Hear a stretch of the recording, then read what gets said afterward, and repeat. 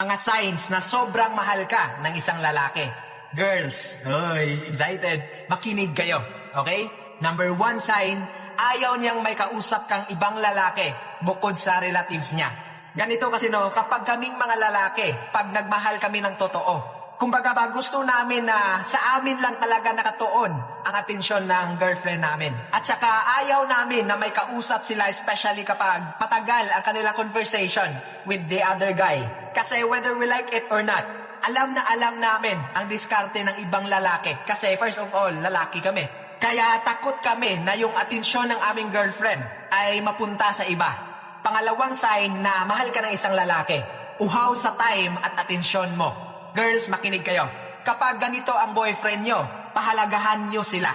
Bakit? Kasi most of the time, gusto talaga naming makita at makasama yung girlfriend namin. Kasi kami mga lalaki, may attitude kami